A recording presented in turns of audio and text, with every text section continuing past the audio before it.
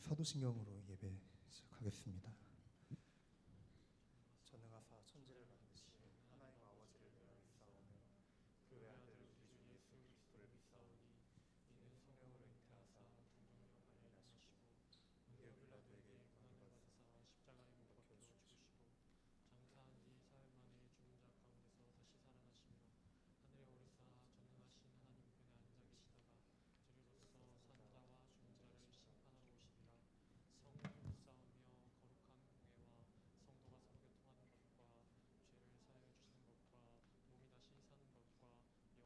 죄를 사하여 주시는 것과 몸이 다시 사는 것과 영원히 사는 것을 믿사옵나이다. 샬롬. 네, 같이 다시 인사할게요. 샬롬. 네, 오늘은 8월 두 번째 주일입니다. 저희가 8월 한 달 동안 암송하고 있는 말씀은 전도서 3장 2절 말씀입니다. 함께 문장과 함께 천천히 해볼게요.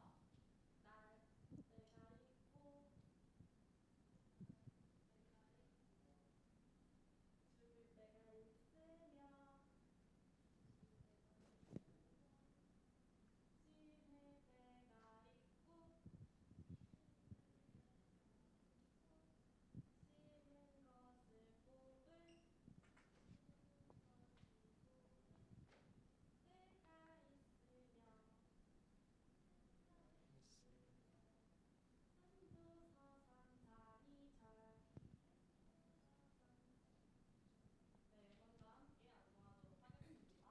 암송하도록 하겠습니다. 날 때가 있고 죽을 때가 있으며 심을 때가 있고 심은 것을 뽑을 때가 있으며 전도서 3장 2절.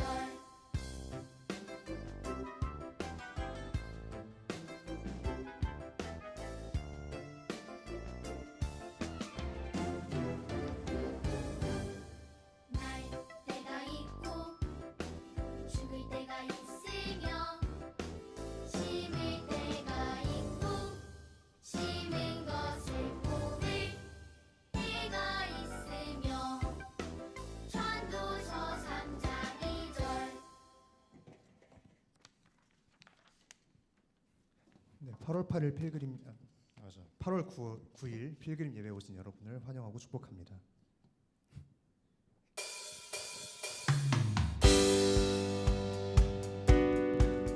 다 같이 박수 치면서 함께 찬양하겠습니다.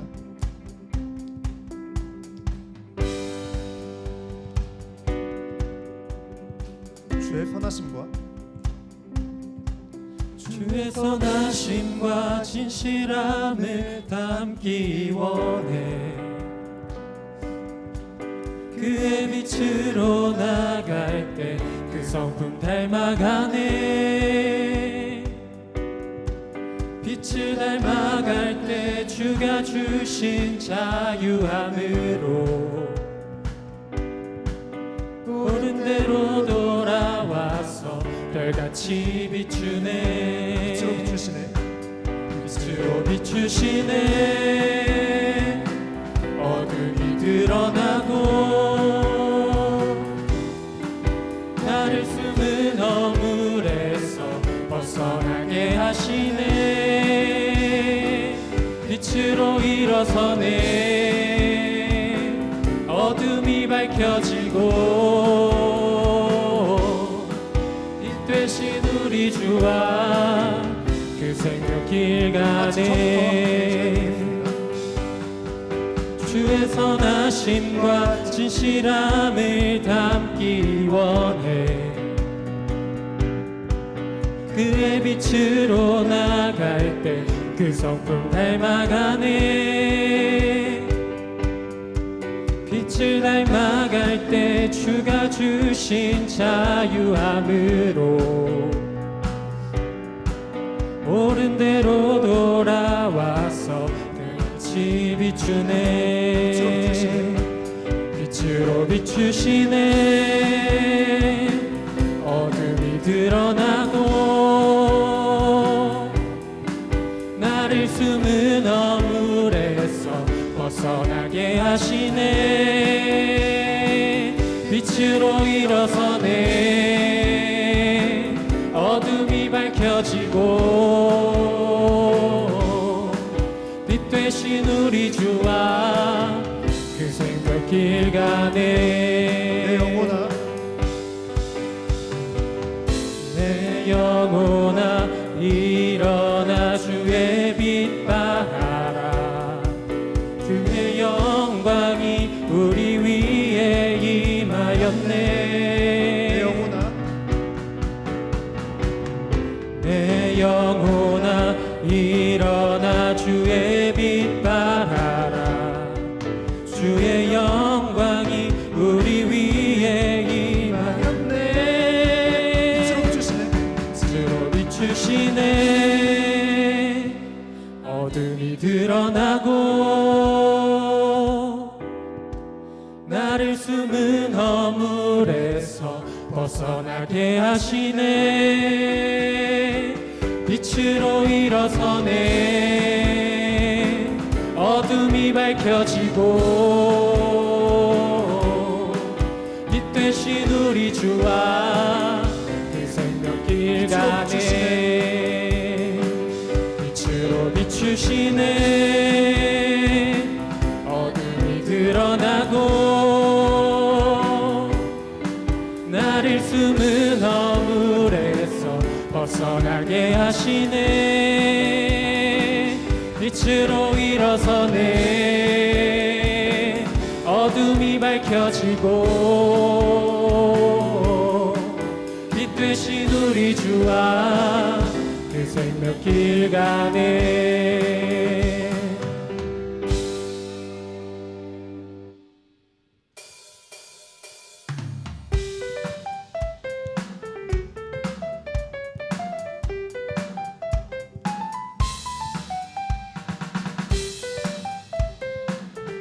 더 신나게 박수치면서 찬양하겠습니다. 나의 슬픔을 나의 슬픔을 주가 기쁨으로 변화시키시네. 잠잠할 수 없네. 기뻐 춤추며 찬양해. 나의 슬픔을 주가 기쁨으로 변화시키시네. 잠잠할 수 없네. 기뻐 춤추며 찬양해. 내 영혼 위로해 주셨네. 고통 중에 있을 때 주님 평안 주셨네. 주 사랑 어둠 이김을 나는 느끼네. 주의 빛 비춰주시니 내 마음 기뻐 주 찬양하네. 나의 슬픔을 주가 기쁨으로 변화시키시네. 잠잠할 수 없네. 기뻐 춤추며 찬양해. 나의 슬픔을 주가 기쁨으로 변화시키시네. 잠잠할 수 없네. 기뻐 춤추며 찬양해.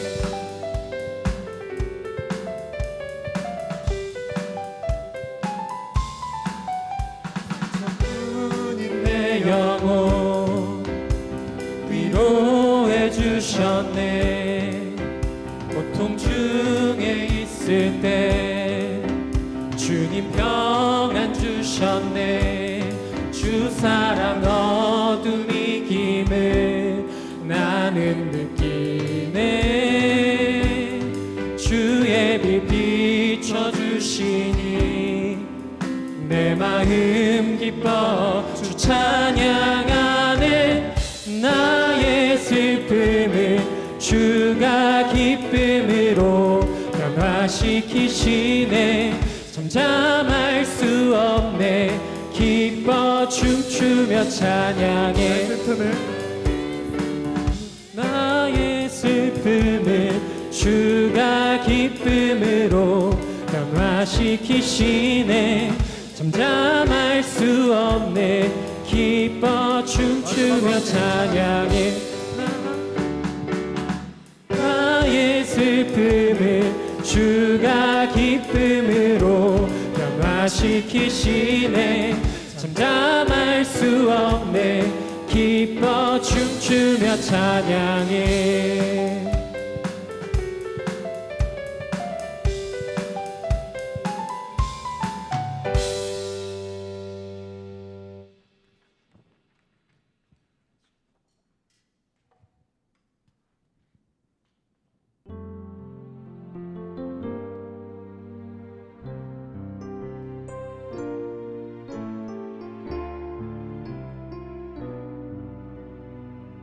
오늘 이곳에 계신 성령님, 오늘 이곳에 계신 성령님 우리에게 말씀하시고 우릴 가르치소서 다치 우리 맘 열어주시고 주의 빛으로 밝혀 우릴 인도하소서 처음부터 오늘 이곳에 계신 성령님 우리에게 말씀하시고 우릴 가르치소서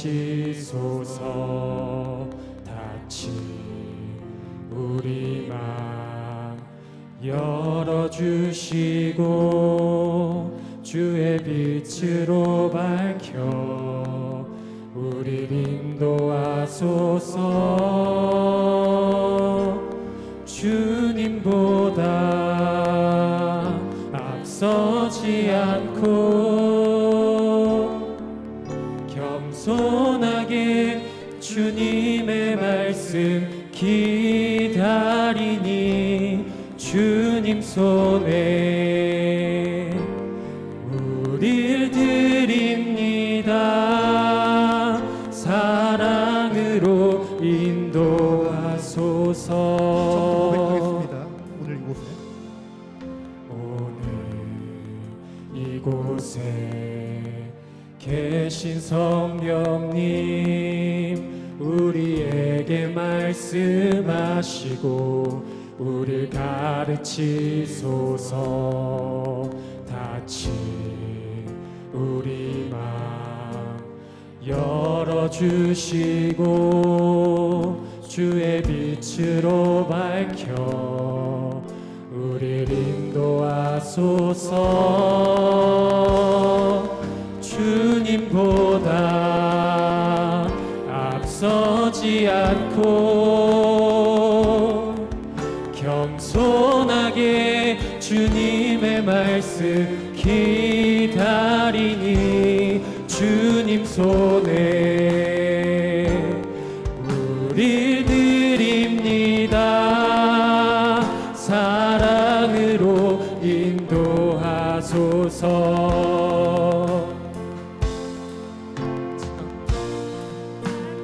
다시 모습 떠난 우리를 예수님답게 빚으소서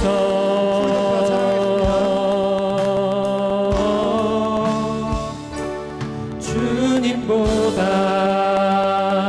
앞서지 않고 겸손하게 주님의 말씀 기다리니 주님 손에 우리 드립니다 사랑으로 인도하소서 주님보다 앞서지 않고 겸손하게 주님의 말씀 기다리니 손에 우리 드립니다. 사랑으로 인도하소서. 난 예수로 충만하네. 난 예수로 충만하네. 난 예수로 충만하네. 영원한 왕 내 안에 살아계시네.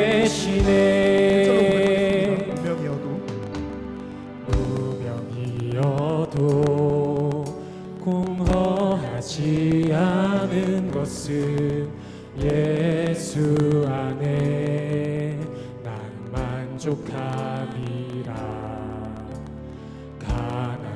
가난하여도 부족하지 않은 것은 예수 안에 오직 나는 부요함이라.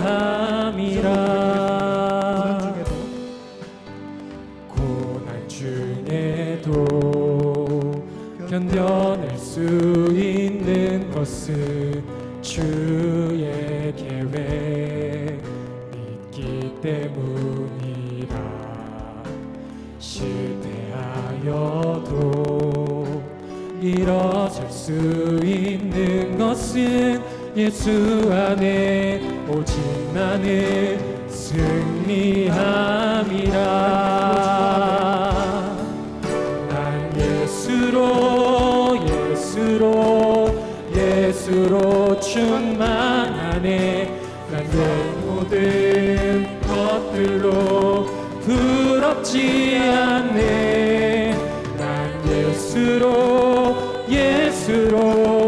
예수로 충만하네. 영원한 왕 내 안에 살아계시네. 난 예수로 충만하네. 세상 모든 풍파도 두렵지 않네. 난 예수로 충만하네. 영원한 왕 내 안에 살아계시네. 저희가 하루하루 먹고 살 것을 염려하는 것이 아니라 주님의 계획을 믿고 살아가며 저희 삶을 살아가기를 원합니다. 오늘 예배와 말씀을 통해 예수님의 은혜로 충만한 삶 되기를 소망하며 함께 기도드리겠습니다.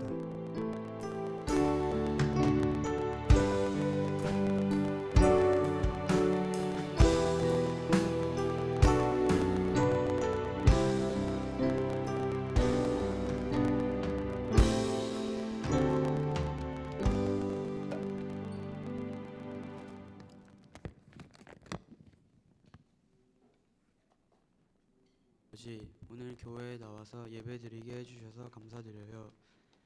지난 한 주 동안 무더위 속에서 건강하고 안전하게 무엇보다 주님 안에서 잘 지낼 수 있게 해주셔서 감사드립니다.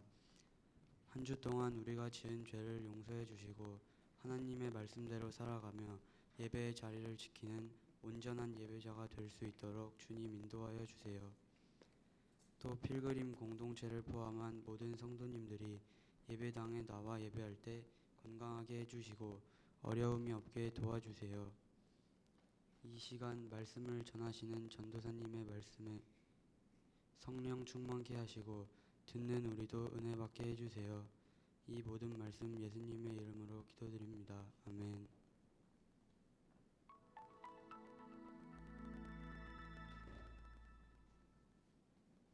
다이아몬드는 왜 비쌀까요? 희소성과 공급 구조, 브랜드 가치 등 여러 요인이 있습니다. 그런데 사회학적 관점에서는 또 다른 이유를 설명합니다. 바로 가격이 높을수록 오히려 더 갖고 싶어지는 현상, 즉 배블런 효과입니다. 배블런 효과는 상품의 가격이 올라가는데도 오히려 수요가 증가하는 현상입니다. 문제는 사람들이 이러한 물건을 소유함으로써 자신의 가치를 높이고 반대로 그것을 갖지 못하면 자신의 가치도 낮다고 여기기 쉽다는 점입니다. 그렇다면 하나님 나라 백성은 이러한 물질 만능주의와 소비주의 세계관을 어떻게 바라보아야 할까요? 예수님은 산상수훈을 통해 우리가 물질을 어떻게 대하고 어디에 가치를 두어야 하는지 가르쳐 주셨습니다. 예수님은 보물을 땅이 아니라 하늘에 쌓아두라고 말씀하셨습니다. 그러면서 보물이 있는 곳에 마음도 있다고 말씀하셨습니다. 이는 우리의 중심이 돈을 따라가게 됨을 지적하시면서 한 사람이 두 주인, 즉 하나님과 재물을 동시에 섬기지 못한다는 것을 짚어주셨습니다. 그러므로 예수님은 재물이 아닌 하나님을 섬길 것을 강조하셨습니다. 또한 예수님은 우리가 재물을 의지하지 않아도 하나님이 우리를 돌보아 주실 것이라고 말씀하셨습니다. 소비주의 세계관은 소유의 양과 소비의 수준으로 인간의 가치를 규정하려 합니다. 물론 소비 그 자체는 삶을 유지하는 데 필요하며 일상에서 불가피합니다. 그러나 소비주의는 소비를 통해 만족과 행복을 얻으려는 삶의 방식입니다. 사람들은 돈이 많을수록 자신의 가치가 높아진다고 여기며 더 많은 소비를 통해 자신의 가치를 드러내려 합니다. 그러나 참된 만족과 영원한 행복은 소비가 아닌 하나님을 신뢰하고 그분의 다스림을 인정할 때 주어집니다. 그러므로 우리는 내가 가진 것에 진심으로 만족하고 감사하며 살아갑시다.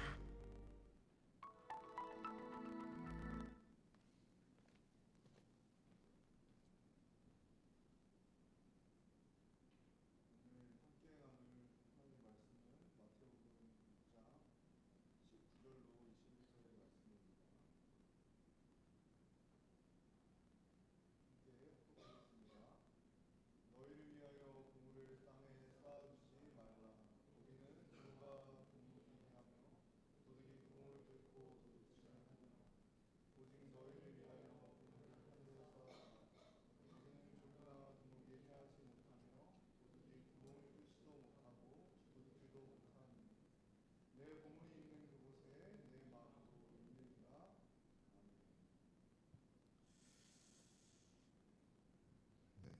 마이크가 안 나와서 이 마이크로 하겠습니다.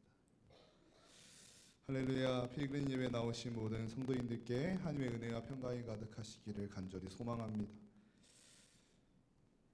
사랑하는 성도 여러분, 혹시 우리 스마트폰에 있는 그 스크린 타임을 혹시 유심히 들여다보신 적이 있으십니까? 스크린 타임. 우리가 하루 중 가장 많이 들여다보는 앱이 무엇인지, 한 주 동안 내가 이 핸드폰을 어떻게 사용하였는지 오차 없이 또 아주 정확한 데이터를 보여주는 것이 이 스크린 타임입니다. 인스타그램, 유튜브, 넷플릭스 아니면 게임 앱일 수도 있고 아니면 주식 창이나 중고 앱 아니면 배달 앱일 수도 있습니다. 저는 이 스크린 타임을 단순히 내가 스마트폰을 얼마나 오래 어떻게 썼냐를 나타내는 그 숫자에 불과하다고 생각하지 않습니다. 저는 이것이 현대인을 위한 또 바로 우리 청년과 청소년들을 위한 진단서인 줄로 믿습니다. 그것이 왜 그렇습니까? 나의 시간, 나의 에너지, 나의 시선이 어디에 꽂혀 있는지, 지금 내 마음이 머물고 있는 현 주소가 어디인지를 가장 적나라하게 보여주는 것이 이 스크린 타임이기 때문입니다. 요즘 우리 세대를 관통하는 가장 큰 감정이 무엇입니까? 불안한 마음과 조급함입니다. 그 SNS를 키면 이 세상의 것들은 너무나도 화려해 보이기만 하고 또 내 주변에 있는 사람들은 각자가 이뤄낸 성취들만 자랑하기 바쁩니다. 우리 사랑하는 청소년 여러분, 학교나 학원에서의 우리의 일상이 어떠합니까? 공부를 잘해야 되는 거, 또 수능도 잘 봐야 되는 거, 그런 목표를 향해 우리가 달리고 있지 않으면 마치도 내 인생이 실패가 될 것 같은 그러한 압박감 속에서 살아가지 않습니까? 또 옆자리에서 학교나 학원 옆자리에서 같이 웃고 또 울어야 할 그 친구가 내 동역자가 아니라 내가 밟고 내가 이 사람을 이겨야만 내 등급이 올라가는 그 잔인한 경쟁자로 변해버리는 것이 이 세상 아닙니까? 또 사랑하는 우리 청년 여러분, 우리의 삶은 또 어떠합니까? 영끌, B2 이런 단어들이 많이 들립니다.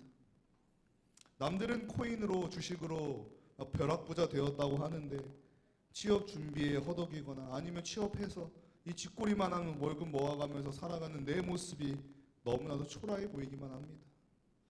나도 남들처럼 내 인생에서 좀 이 안정적인 삶을 빨리 만들어야 하는데 또 나를 지켜줄 무언가를 빨리 모아둬야 하는데 하면서 우리는 매일매일 수고하면서 우리의 영혼까지도 갈아 넣으면서 이렇게 열심히 다해 살아가지 않습니까? 우리가 이렇게 발버둥 치며 모으려고 하는 이 모든 것들, 높은 성적, 또 스펙, 많은 돈과 또 사람들의 인정, 또 아파트나 이런 직장, 이 모든 것들을 이 성경에서는 단 하나로 지칭합니다. 그것이 무엇입니까? 바로 보물이란 단어로 지칭하고 있습니다. 보물. 사람은 누구나 그 자신의 보물을 모으는 존재입니다.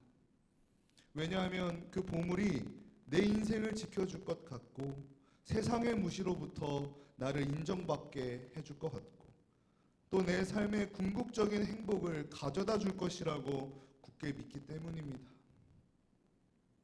오늘 우리가 함께 읽은 이 마태복음 6장의 말씀은 예수님의 가장 위대한 가르침이라고도 하는 이 산상수훈에 대한 말씀입니다. 예수님께서는 이 6장 앞서서 구제와 또 기도, 금식이라는 이 영적인 훈련들을 다루시다가 갑자기 오늘 말씀에 이르러서 아주 현실적이고도 피부에 와닿는 이 돈과 재물, 다시 말하면 이 보물의 이야기로 훅 치고 들어오시는 겁니다. 왜 그러셨습니까?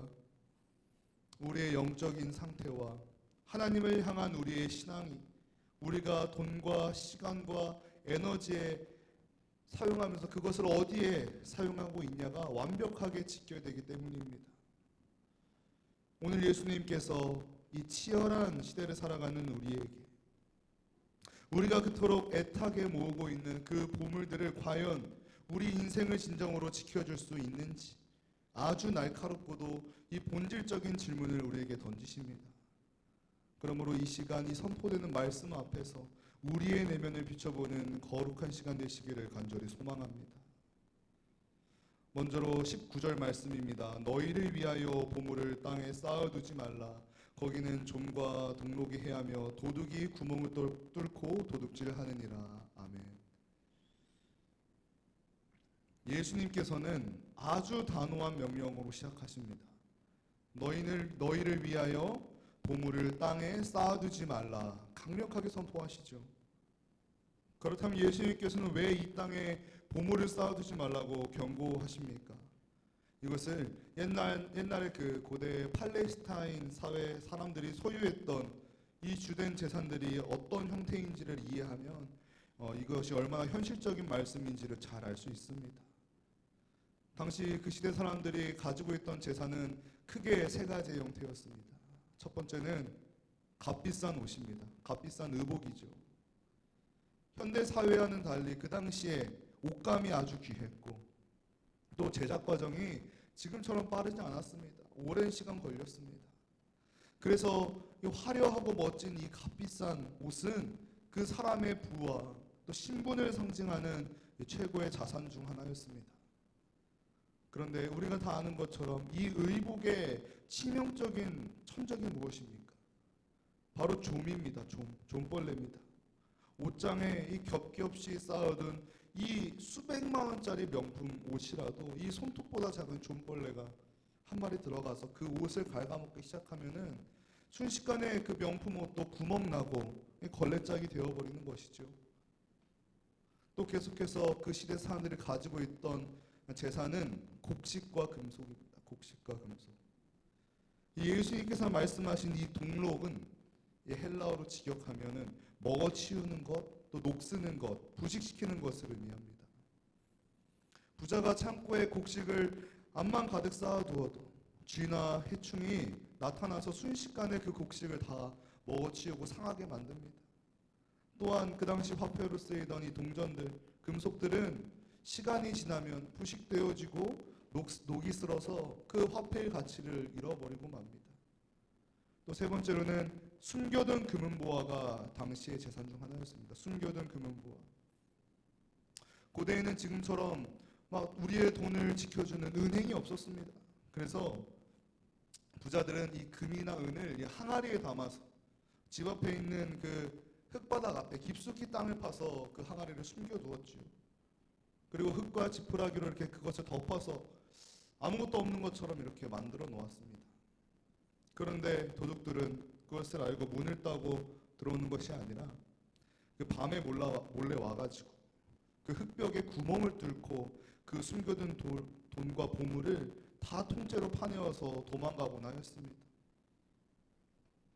사랑하는 성도 여러분, 예수님께서 지금 여기서 이 세 가지를 말씀하시면서 중요하게 말씀하시는 요지가 무엇입니까? 땅에 쌓아둔 보물은 없어진다는 것이죠. 의복도 없어지고 우리가 숨겨둔 돈도 없어진다 이 말입니다. 사람들은 그것이 영원할 줄 알고 일평생을 바쳐서 그것을 다 모으지만 이 벌레 한 마리, 시간의 흐름, 그리고 이 도둑의 손길에 의해서 너무나도 한 번에 사라져버리는 것이 이 땅의 보물이 가진 가장 치명적인 한계인 것입니다. 누가복음 12장에 나오는 어리석은 부자의 비유를 다 기억하고 계십니까? 12장에서 나오는 어리석은 부자는 곡식을 쌓아둘 곳이 없어서 더 큰 창고를 짓자고 스스로에게 말합니다. 내 영혼아, 여러 해 쓸 물건을 많이 쌓아두었으니 평안히 쉬고 먹고 마시고 즐거워하자. 그 부자는 여러 해 동안 그 보물을 쌓았다고 착각했습니다. 그런데 그때 하나님께서 말씀하시지요. 어리석은 자여, 오늘 밤에 내 영혼을 도로 찾으리니 그러면 내 준비한 것이 누구의 것이 되겠느냐. 이 생명이라는 가장 근본적인 것이 사라지는 순간 그 어리석은 부자가 땅에 쌓아둔 그 모든 것들은 단 1초도 그를 지켜주지 못했습니다. 그 순간. 사랑하는 우리 청년 청소년 여러분, 깊이 스스로에게 질문해 보십시오. 지금 여러분이 인생 걸고 내 모든 걸 걸고 잠자는 시간을 줄여가면서 스트레스를 받아가면서 이 몸이 아파가면서 이 땅에 쌓고 있는 그 보물들은 다 안전합니까? 우리는 철저하게 나 자신을 위하여 이 보물을 쌓습니다. 사랑하는 우리 청소년 여러분, 우리가 좋은 대학교 가려고 좋은 학과에 가려고 이 보물을 쌓아두기 위해서 이 좋은 10대의 시절을 이 책상 앞에서 다 보내지 않습니까? 이 대학교만 가면은 그래도 내 인생은 인정받고 그래도 탄탄한 대로로 내가 인생 달릴 거야. 사람들이 나를 함부로 대하지 못할 거야 하면서 착각하고 또 굳게 믿습니다. 또 사랑하는 우리 청년 여러분, 우리가 그 안정적인 삶, 또 우리가 영끌에서 마련한 그 자가 아파트, 또 수익률이 좋은 이 주식 종목, 이것들을 찾아가면서 계속해서 보물을 쌓아갑니다. 그래도 내 통장에 1억만 있으면 어떤 위기가 와도 내 인생은 흔들리지 않겠지. 그리고 또 내 외모도 가꾸고 내 스펙을 쌓아야 훌륭한 배우자 만나서 다른 사람들이 내 삶을 무시하지 않겠지라면서 우리는 착각하곤 합니다. 하지만 냉정하게 현실을 직시해 보십시오. 냉정하게 현실을 봐야 됩니다. 우리가 밤새워 외우고 우리가 피땀 흘려서 우리가 얻은 지식과 스펙은 어떠합니까? 그 AI 기술의 폭발적인 발전 따라갈 수가 없습니다. 챗GPT의 등장, 그리고 이 급변하는 시대의 흐름이라는 이 종과 동록에 의해서 우리가 가진 지식은, 우리가 가진 스펙은 금방 구식이 되어버립니다. 그저 옛날 것이 되어버리는 것입니다. 우리가 다 아는 것처럼 10년 전만 해도 유망전도하였던 직종들이 하루아침에 그냥 사라지는 시대를 우리는 살아가고 있습니다. 그러니까 우리가 철석같이 믿었던 이 경제적인 안정은 어떠합니까? 코로나 팬데믹, 또 글로벌 이 경제 위기와 예상치 못한 이 경제 인플레이션은 이 도둑이 한번 휩쓰고 지나간 것처럼 내 통장의 계좌, 내 주식 계좌 반토막 나고 내가 가진 자산의 가치는 폭락합니다. 또한 우리가 그토록 공들여서 가꾸고 했던 나의 젊음과 이 건강은 자연스럽게 이 창조 질서 안에서 무심하게 흐르는 이 시간 앞에서 허무하게 사라지는 것이 우리의 현실입니다. 하나님의 말씀, 성경은 우리를 향해 경고합니다. 땅의 것에 소망을 두는 삶의 결론은 언제나 불안과 허무라고 우리에게 가르치지요. 그것이 왜 그렇습니까? 땅에 있는 것들은 분명하게 유효기간이 있고 그것들은 내 힘으로 통제할 수 있을 것 같지만 절대로 통제할 수 없다는 것이기 때문입니다. 언제 사라질지 모르기에 우리가 움켜쥐고 있으면서도 날마다 불안해야 되고 날마다 떨어야 합니다. 사랑하는 우리 피그림 공동체 여러분, 우리가 느끼는 그 불안감과 그 우울함의 근본적인 원인은 우리의 능력이 부족해서가 아닙니다. 여기 있는 우리 모두는 다 능력이 있고 멋지고 존귀한 존재들입니다. 그러나 우리가 썩어지고 녹슬고 그 도중맞을 수밖에 없는 그 땅이라는 그 가장 불안정한 공간에다가 우리의 삶을 드리고 우리의 보물을 쌓아두었기 때문입니다. 우리 사랑의 주님께서는 우리가 그 허무한 쳇바퀴 속에서 살아가기를 원하지 않으십니다. 우리를 너무나도 사랑하셔서 상처받고 잃어버릴 수밖에 없는 그 헛된 곳에 제발 좀 인생 걸지 말라고, 제발 인생 걸지 말라고, 땅에 쌓아두지 말라고 이 시간 우리에게 강하게 말씀하시는 것입니다. 계속해서 20절의 말씀입니다. 오직 너희를 위하여 보물을 하늘에 쌓아두라. 거기는 좀이나 동록이 해하지 못하며 도둑이 구멍을 뚫지도 못하고 도둑질도 못하니라. 아멘. 이 땅의 보물이 가진 허무함에 마음을 뺏기지 말라. 예수님께서는 말씀하신 후에 이제는 그 대안을 우리에게 제시하십니다. 어떤 대안입니까? 오직 너희를 위하여 보물을 하늘에 쌓아두라 말씀하십니다. 성경에서 말하는 이 하늘이란 공간은 어떠한 공간입니까? 단순히 구름 위를 말하는 공간이 아닙니다. 하늘은 하나님의 통치와 주권이 완벽하게 실현되는 곳을 하늘이라 성경은 말합니다. 그곳은 좀벌레가 접근할 수도 없고 동록이 부식시킬 수도 없고 도둑이 감히 뚫고 들어올 수가 없는 이 100%로 완전히 안전지대인 것이죠.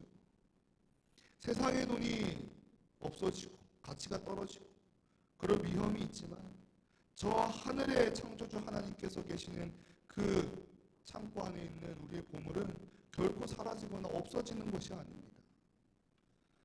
그렇다면 사랑하는 성도 여러분, 아주 실제적인 질문을 우리가 던져보기 원합니다. 하늘의 보물을 쌓는다는 것, 구체적으로 무엇입니까? 안타깝게도 많은 한국교회의 성도들은 이 구절을 기복신앙적으로 오해했습니다. 11조 많이 내고 건축헌금 많이 내면 나중에 죽어서 천국 갔을 때 내 머리에 씌워지는 면류관의 크기가 달라지고 천국에 내가 살 그 집이 더 큰 집이겠거니와 생각합니다. 천국의 마일리지 적립 개념으로 생각하는 것이죠. 하지만 이것은 이 예수님의 말씀의 의도를 완벽하게 왜곡한 것입니다. 예수님께서는 지금 우리가 천국에서 받게 될 그 상급이 더 늘리는 방법을 알려주는 것이 아닙니다. 이것을 마태복음 6장, 다시 말하면 이 상상수훈의 전체 문맥에서 이것을 잘 이해해야 합니다.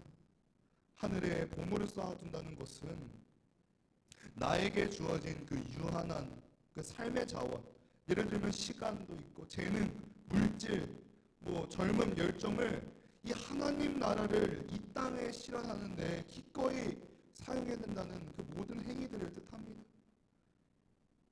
오늘 본문에서 그 앞선 구절 마태복음 6장 1절로 18절까지 해서 예수님께서 우리에게 강조하신 것이 무엇입니까?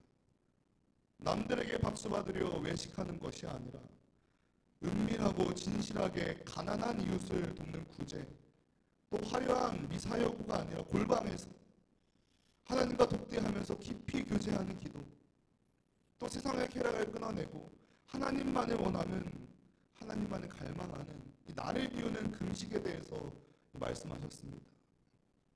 이 모든 경건의 능력들이 하늘에 보물을 쌓는 일입니다.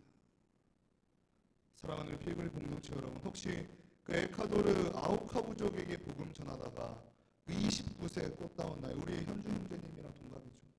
29세의 나이에 창에 찔려 순교한 그 짐 엘리엇 선교사님 일기장에 적힌 그 유명한 고백을 아십니까? 영원한 것을 얻기 위해 영원하지 않은 것을 버리는 자는 결코 어리석은 자가 아니다. 짐 엘리엇 선교사님의 유명한 말이죠. 이 짐 엘리엇 선교사님은 그 미국의 명문대학, 그 피튼 대학을 수석으로 졸업하시고 전도 유망하시고 또 똑똑한 청년이었습니다. 세상 사람들의 눈에는 그 유망한 사람이 그 에콰도르 그 정글에서 아무것도 못한 채 피 흘려 죽었을 때에 이게 얼마나 엄청난 낭비인가 탄식하였습니다. 그 좋은 머리와 재능을 그저 이렇게 허무하게 난리하면서 탄식했던 것이죠. 하지만 짐 엘리엇은 언젠가 자신의 인생이 흙으로 돌아갈 수밖에 없다는 것을 알았습니다. 그래서 그는 그의 젊음을 바치어서 그의 모든 삶을 바치어서 영원히 잃어버리지 않을 그 하늘의 영광과 그 에콰도르 그 아우카 부족 전체의 영혼 구원이라는 것을 얻어냈습니다. 상상할 수도 없는 보물을 얻어낸 것이죠. 그러므로 그는 바보가 아니라 가장 지혜로운 사람이었습니다. 이것이 우리에게 주는 것이 무엇입니까? 우리는 그럼 지금 다 정글로 선교하러 떠나야 됩니까? 아닙니다. 그것이 아닙니다. 여러분의 학업, 여러분의 취업 준비, 또 우리가 땀 흘려서 열심으로 수고하는 이 모든 생활이 세속적이고 악하다고 이야기하는 것이 아닙니다. 중요한 질문은 우리가 무엇을 위하여 그리고 누구를 위하여 그것을 하고 있느냐, 이것이 정말 중요한 질문입니다. 나의 일상이, 나의 열심이 땅의 보물을 쌓는 도구인지, 아니면 나의 삶이 하늘의 보물을 쌓는 도구인지, 그것은 우리의 목적이 결정합니다.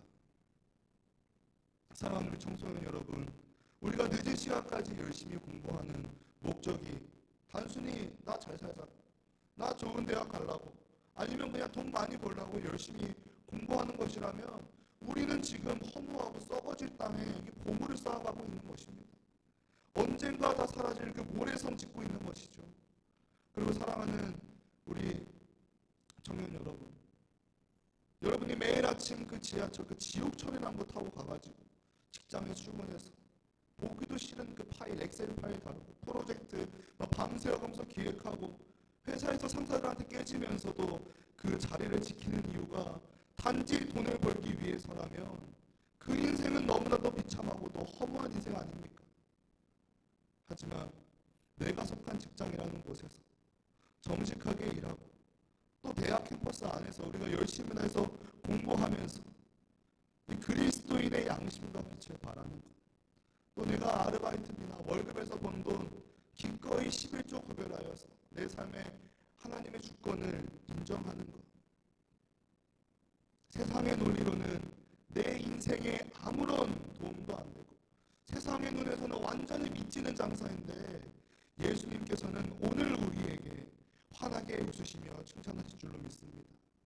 잘하였도다 착하고 충성된 종아. 그러므로 우리 모두 예수님께 칭찬받는 거룩한 성도 되시기를 간절히 소망합니다. 이제 설교의 마지막 구절입니다. 내 보물 있는 곳 그곳에 내 마음도 있느니라. 아멘. 이 21절의 말씀을 깊이 있게 묵상해 보십시오. 보통 우리는 우리의 행동을 어떻게 생각합니까? 내 마음이 가는 곳에 내 물질도 간다고 생각합니다. 내가 특정 아이돌을 좋아하니까 그 비싼 굿즈도 사고 그 비싼 티켓 사가지고 콘서트 보러 갑니다. 내가 게임을 좋아하니까 기꺼이 그 게임에 현질합니다. 이것은 상식이죠. 내가 좋아하지 않는데 어떻게 그것을 합니까?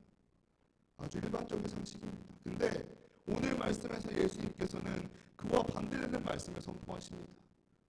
그것이 무엇입니까? 내 보물이 있는 곳에 내 마음도 끌려간다, 이 말입니다.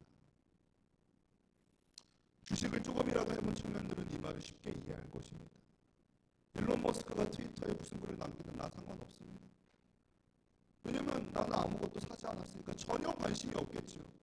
그런데 내가 아르바이트해서 모은 돈, 일해서 그 피같이 번 돈, 그 100만 원으로 이 특정 기업의 주식을 샀습니다. 가정해 봅시다. 나의 피 같은 보물이 그곳에 심겨진 그 순간부터 우리는 어떻게 됩니까? 아침에 눈 뜨면 성경 안 봅니다. 경제 뉴스 봅니다. 밤새 그 나스닥 지수 어떻게 변했는지 쳐다보면서 떨려합니다. 두려워합니다. 그리고 그 기업의 실적에 따라서 오늘 하루 내 기분이 정해집니다. 바로 내 보물이 심겨진 바로 그곳에 내 마음 전체가 송두리째 옮겨졌기 때문입니다. 여기서 말하는 성경에서 말하는 마음, 이 마음이란 단어는 우리가 흔히 생각하는 것처럼 그저 감정을 느끼는 마음이 아닙니다. 어떤 마음입니까? 이스라엘 사람들에게는 이 마음은 사람의 의지, 지성, 결단, 욕망, 다시 말하면 이 생명의 근원에 있는 전인격적인 중심이 마음입니다. 마음. 그러므로 잠언 4장 23절에서는 말씀합니다. 무릇 지킬 만한 것보다 더욱 내 마음을 지키라. 생명의 근원이 이에서 남이니라. 이 말씀처럼 말입니다. 예수님께서 우리가 돈과 세상의 스펙을 집착하는 것을, 그것에 집착하는 것을 그토록 무섭게 경계하시는 진짜 이유가 바로 이것입니다. 그것이 하나님을 향해야 될 우리의 전인격적인 그 마음을 통째로 훔쳐가 버리기 때문입니다. 내 인생의 중심에서 하나님이 아니라 그 썩어진 땅의 보물에 우리가 모셔놓는 순간 우리의 영혼은 병듭니다. 우리의 영혼은 힘듭니다. 결국 하나님과 재물을 겸하여 섬길 수 없다는 그 우상 숭배의 비참한 삶으로 우리는 빠져버리고 마는 것입니다. 사랑하는 우리 비거리 공동체 여러분, 그렇다면 지금 바로 이 예배 자리에 앉아있는 우리의 마음은 지금 과연 어디에 있습니까? 제 마음은 당연히 온전히 하나님께 있죠. 저는 주님 사랑합니다 라고 너무 쉽게 입술로만 대답하지 마십시오. 찬양할 때 뜨겁게 흘렸던 눈물 몇 방울이나 그저 막연한 감정적인 질림이 내 마음의 현주소를 증명해 주지 않습니다. 우리의 진짜 마음의 위치를 가장 객관적이고도 냉정하게 진단할 수 있는 지표가 있습니다. 오늘 집에 돌아가시면 지난 한 달 동안 내가 결제하고 쓴 그 돈의 내역들을 한번 쭉 살펴보십시오. 나의 외모를 치장하고 남들에게 잘 보이기 위해 옷과 화장품에 얼마 쓰셨습니까? 또 넷플릭스나 이런 거 보고 게임 결제하고 취미생활에 얼마나 쓰셨습니까? 맛있는 거 찾아다니고 일시적인 쾌락을 쫓아가는데 얼마를 사용하셨습니까? 그와 반면에 하나님 나라를 위한 11조 그 감사헌금과 이 굶주리는 이 구호 아동들을 위하여 후원금, 교회에 지쳐있는 후배나 사랑하는 형제자매 지체들에게 밥 한 끼 사주면서 위로해주는 데는 돈을 얼마나 사용하셨습니까? 만약 내가 번 돈의 전부를, 이 99%를 오로지 나 자신만의 비대하게 사용하면서 소비하면서 입술로는 하나님 저는 주님을 가장 사랑합니다 라고 말한다면 이것은 스스로 속에는 영적인 기만입니다. 또 시간이나 보면 마찬가지입니다. 공평하신 우리 하나님께서는 우리 모두에게 24시간이라는 시간을 허락하셨습니다. 엄청난 보물이죠. 그런데 그중 하루 중에 성경 펴서 생명의 말씀이 하나님 앞에 무릎 꿇고 기도하면서 그리고 나에게 맡겨진 영혼이나 상처받은 이 친구들을 돌보는데 단 하루에 10분의 시간도 아깝다면서 그저 바빠서 못해요라고 핑계대고 있진 않습니까? 그러면서도 인스타그램 릴스 목적없이 넘겨보고 유튜브 쇼츠 그 자극적 영상들 보면서 하루에 3시간이건 4시간이면 그냥 막 써버립니다. 사랑하는 성도 여러분, 그러면 우리는 어떻게 해야 됩니까? 그저 나는 안 되나 보다 절망하고 있어야 됩니까? 어떻게 하면 우리의 마음이 저 거룩한 하늘로 향하게 할 수 있겠습니까? 답은 너무나도 간단하면서 지키기가 너무나도 어려운 답입니다. 의도적으로 때로는 이 견연한 의지를 가지고 우리의 보물을 떼어서 하나님 나라에 먼저 심어버리는 훈련을 우리가 해야 될 줄로 믿습니다. 저는 아직 믿음이 없어서 저는 아직 영적으로 성숙하지 못하여서 11조나 헌금을 못하겠어요. 마음이 우러나올 때 감동 주실 때 헌금할게요. 사랑하는 성도 여러분, 마음이 안 생기면 믿음의 결단으로라도 물질을 떼어서 드려보십시오. 아까운 마음 들고 손이 떨려서 못할 것 같은 마음이 들지라도 우리의 의지를 들여서 여러분의 소중한 재물을 그 하나님 나라와 그 땅에 심어보십시오. 놀랍게도 오늘 말씀처럼 나의 몸을 있는 그곳에 그 하나님 나라와 교회를 향해 있어서 우리가 마음이 닫혔던 문이 열리고 우리의 시선이 집중되는 것을 보게 될 것입니다. 그리고 마음이 없어서 주일학교 교사도 못하겠고 찬양팀도 오늘 좀 힘드니까 못하겠고 어디고 부서 임원도 못하겠다. 너무나 다 귀찮다라는 생각이 들 수도 있습니다. 하지만 그것이 아닙니다. 우리의 황금 같은 시간, 이 휴식 시간을 먼저 내어서 주님의 몸된 교회와 그 연약한 지체들에게 봉사하시고 수고해 보십시오. 한번 해보십시오. 남들이 알아주지 않아도 묵묵히 땀 흘려 섬기는 그 헌신의 자리에서 지체들을 향한 우리 사랑의 주님의 긍휼함과 또 교회를 미치도록 사랑하는 이 뜨거운 마음이 내 안에 자라나기 시작할 것입니다. 보물이 가는 그곳에 반드시 나의 마음이 따라가기 때문입니다. 이제 좀 말씀을 정리하겠습니다. 사랑하는 우리 비글 공동체 여러분, 이 세상은 그리고 이 사단의 마귀는 지금 이 순간에도 온갖 미디어를 통해서 우리에게 끊임없이 속삭입니다. 바보같이 주일에 교회에서 시간 낭비하지 마라. 남녀 다 공부하는데 남녀 다 열심히 자기 인생을 위해서 수고하는데 무슨 주일에 예배를 드린다고 이렇게 까부냐. 이 험하고 잔인한 세상에서 너를 지켜주는 것은 오로지 돈뿐이다. 능력뿐이다. 그래서 우리를 유혹하고 미혹합니다. 하지만 우리의 선한 목자 되시는 예수님께서는 오늘 가장 사랑하는 자녀 여러분을 향해 선포하십니다. 내 사랑하는 아들아, 내 사랑하는 딸아, 땅의 것은 다 없어진다. 세상의 보물들을 결코 내 인생을, 내 영혼을 지켜줄 수 없는 존재다 라고 우리에게 계속해서 말씀하십니다. 그렇다면 이 험한 세상 속에서 우리의 진정한 보물, 영원히 변치 않고 시간이 지나도 무식되지 않으며 그 누구도 빼앗갈 수 없는 진짜 보물은 도대체 무엇입니까? PPT를 많이 했네요. 가장 위대한 보물은 바로 예수 그리스도 한 분이십니다. 예수 그리스도 한 분. 사랑하는 성도 여러분, 십자가를 바라보십시오. 온 우주 만물의 주인이시며 온 천하의 소유이신 예수님께서 저 영광스럽고도 높은 하늘 보좌 미련 없이 다 버리시고 이 냄새나고 비천한 이 땅에 내려오셨습니다. 그리고 십자가 위에서 물과 피를 다 쏟으시면서 자신의 생명이라는 그 우주에서 가장 값지고 그 영원한 보물을 바로 죄인된 나에게, 죄인된 우리에게 십자가에서 아낌없이 주셨습니다. 이 십자가의 복음이 의미하는 바가 무엇인지 아십니까? 예수님의 최고로 중요한 보물이 바로 여러분 자신이라는 것입니다.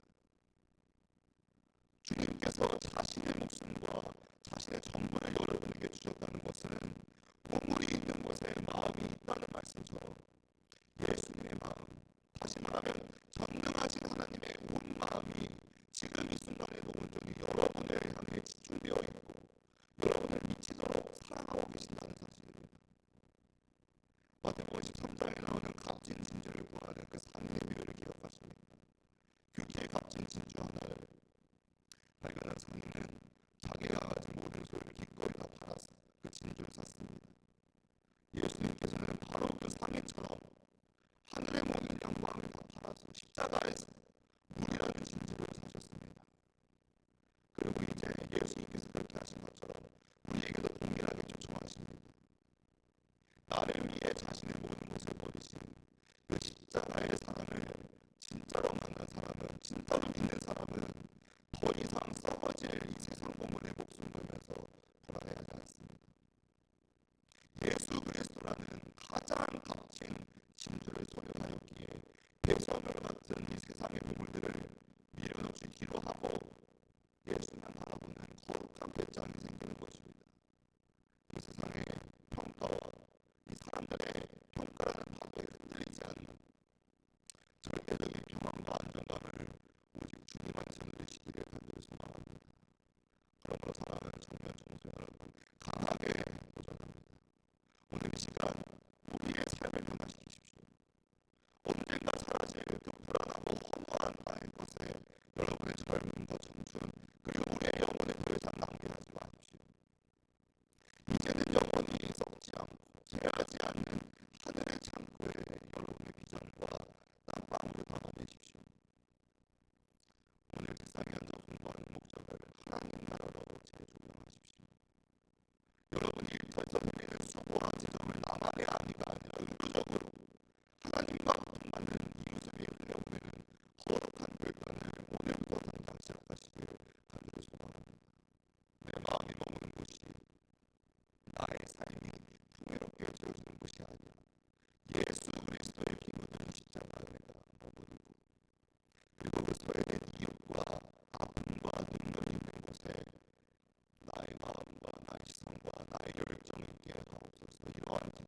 가지고